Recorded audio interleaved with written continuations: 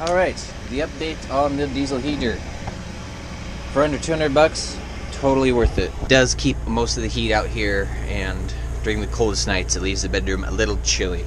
Not bad though, still takes the edge off, and it just sips the diesel. I have not used it long enough to really get a good idea what it takes. To give a little better update, I would have needed to use this a bit longer.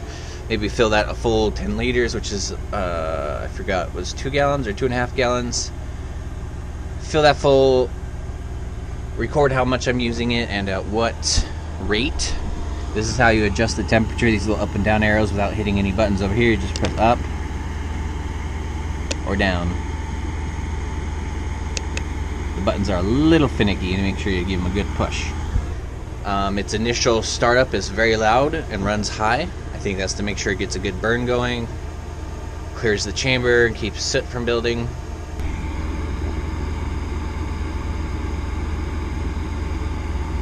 And it keeps it very toasty in here. I believe it got down to 30 degrees last night. Let's see what temperature is now. It's 31 degrees out. But I have not been running it at night because it's still a toss-up to me. I need to go get a meter that can handle over 10 amps so I can find out. So I started doing the math to figure out which takes more power.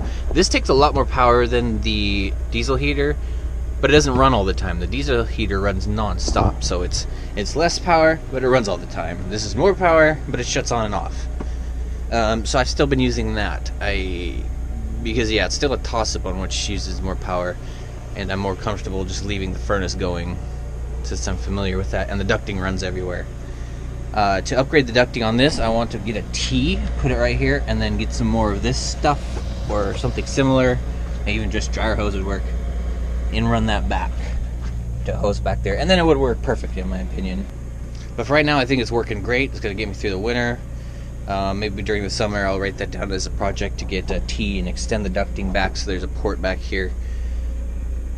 Something I love about it is the easy access, because that will accumulate dust over time.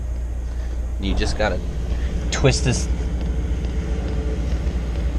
back vent cover off, and then the whole cap pops off, and just hit it with some compressed air. Easily accessible, easy to maintain. I love it. I feel like it'll be easy to work on too. The plainer diesel heaters are around $900, so you're shaving off quite a bit. It was a good run. I like it. I like the diesel heat. I didn't have to spend $800 to find that out, and it works really good. I like it.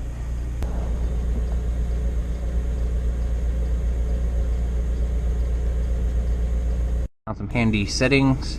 Just by pushing the OK button, you can check the temperature. 19 degrees Celsius. I have no clue. About 66 degrees. I'm gonna have to look and see if I can't change that. Got your readout of the fuel, how much the pump is pumping, a voltage readout, which I don't think is very accurate. I'm not too sure. They're not reading the same, so I don't know if that's because of the long length of wire that's running up to the heater, adding resistance. I have no clue what that is. Maybe an error, like a way to check error codes. Smokes a little bit at first, but then it clears right up.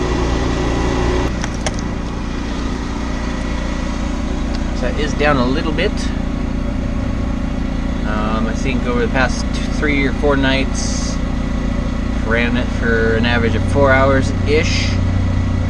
Again, I've not really been recording anything, so this is the best update I got for you at the moment.